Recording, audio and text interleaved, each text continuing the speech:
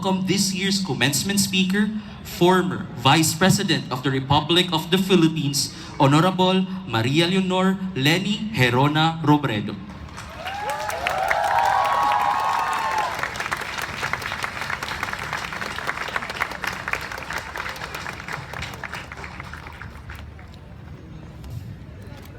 Thank you very much.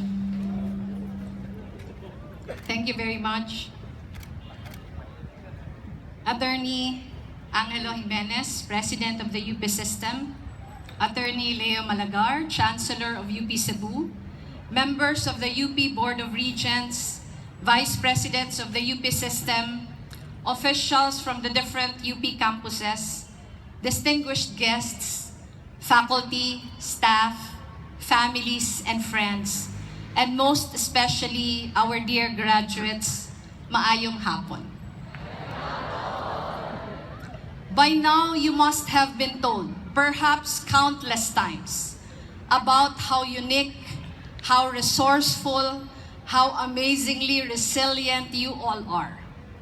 You, after all, are a batch that had to go through the pandemic, a phenomenon that spanned the entire globe, causing massive economic downturn and costing countless lives. Within the past years, you were forced into an almost overnight transition in terms of the way you learn, the way you interact with each other, the very way you live in the world. Many of you have had to struggle with adjustments. Some may have encountered personal tragedies. All of you today powered through all the uncertainty and anxiety. You pulled yourselves together and grit your teeth and did what needed to be done. And this indeed is something that you should be very proud of. You stand here today as the batch that triumphed over a kind of adversity that few in living memory had to struggle with. This is a truth you already know, a truth that can never be taken away from you. I speak before you today both to reaffirm and to broaden this truth, to attempt to distill its lessons and hopefully connect it to other insights that might offer you a guide on how to approach the world that awaits.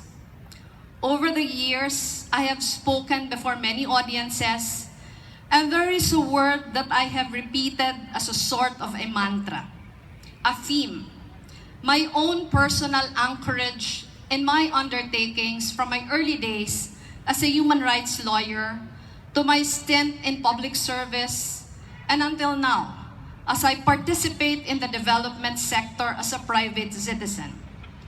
That word is solidarity. Taken within the context of your graduation, solidarity could mean, very simply, that none of us ever gets to where we want to be on our own. This is a truth we all know in your bones, but can be obscured by the weight of our personal struggles, our individual hard work, by all of the things that we did on our own. But it bears remembering that even in these times when it seemed that we were alone, so many invisible hands were at work to empower us, to prop us up, to try to make our burdens lighter. Parents who sacrifice their well-being for your own. Support systems and friends who sometimes set aside their own problems to help deal with yours. Teachers who, despite very tough exams and many projects and papers, earnestly wanted you to succeed. Once we begin to understand this, solidarity takes on another, perhaps deeper meaning. We realize that just as we are never the sole and final cause of our achievements, so should we never be its endpoint. It is of course easy to point out the countless individuals throughout history who pursued personal enrichment and little else, who accumulated and became addicted to wealth and power, and spent their entire lives holding on to it, or using it to evade accountability from whatever unscrupulous things they had to do to acquire it in the first place. We all know we have more than our fair share of these kinds of people. At the same time, there is nothing wrong with dreaming for a better life for oneself and using the privilege of one's education to bring these dreams to reality. But if history has taught us anything, it is that such a mindset of self-absorption, of never having enough, that is at the root of many of humanity's greatest challenges. Because at the end of it all, taking and taking from the world, unmindful that in taking more than we need, we deprive others. And being so ignorant of our interconnectedness that we run roughshod over the rights and dignities of others. In taking the individual glory and self-enrichment to a destructive extreme, we calcify the structures that over time will only lead to everyone's doom. The opposite of solidarity is selfishness. And it is selfishness that is at the root of authoritarians waging war on their country's poor, on dissent, on the truth. It is selfishness that orders tanks to rumble across borders, or ships to slash across entire seas and claim them as their own. It is at the root of corporations digging countless holes in the ground and extracting resources and burning them until the entire planet runs a fever. Conversely, solidarity allows us to build a vision of a collective future, one where everyone is empowered and lends their strength so that even the toughest challenges can be addressed. In this light then, it ceases to be an abstraction. We begin to understand solidarity as the only viable strategy for human survival. This is not the first time I've spoken about solidarity as an animating philosophy. But it is perhaps only fitting that I speak of it at length today in front of graduates of the UP system, because it is through my own UP education that I began to form and refine my own understanding of solidarity as the only way to rise above our challenges. When even our own professors implored us during our senior year in college to take to the streets in 1986, when I saw peers even younger than I was throwing themselves at picket lines, raising their voices with millions to assert their right to a free future, I began to see firsthand how structural ills can only be healed through collective action, and how collective action is only possible if we see others with equal dignity and therefore equal agency. My dear graduates of class 2023, this, I hope, is the most important thing you carry forward from your UP education. When the scholar ng bayan chants, "Serve the people," when she raises her fist to the heavens and cries for justice and the end to oppression, it is ultimately an expression of our character as a university.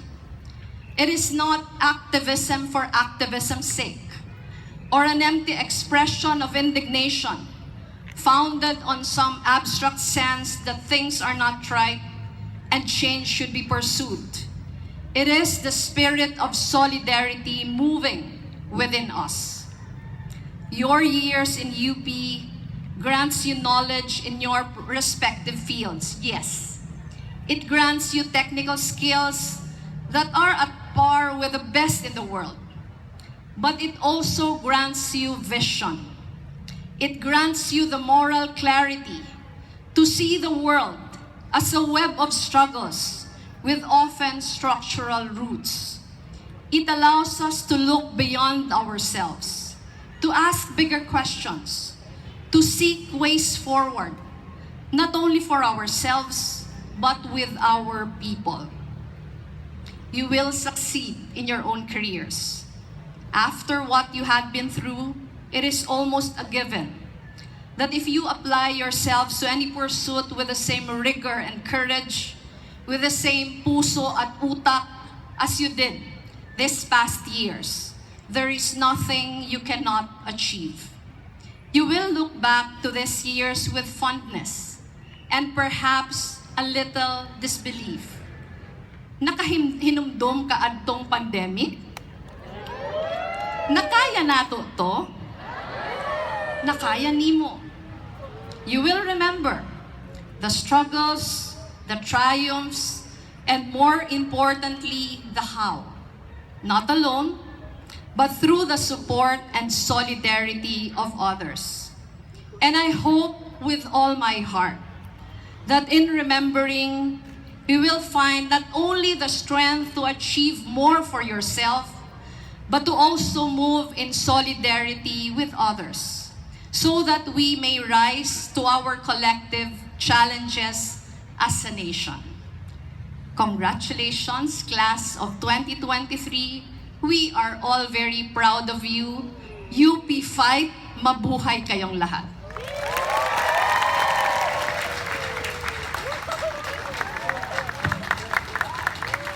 To present the token of appreciation to our commencement speaker, let us call on UP President Angelo Jimenez, UP Cebu Chancellor Leo Malagar, to be assisted by the Vice Chancellor for Academic Affairs, Patricia Nazareno.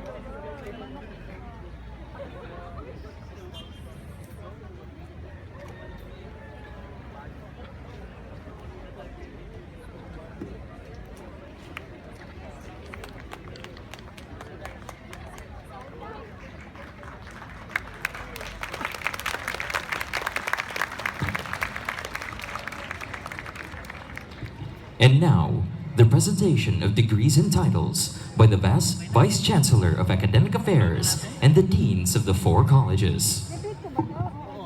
It is my great pride and honor to announce that the graduation of all candidates who are to be presented by their respective deans and to be conferred their respective degrees and titles by the President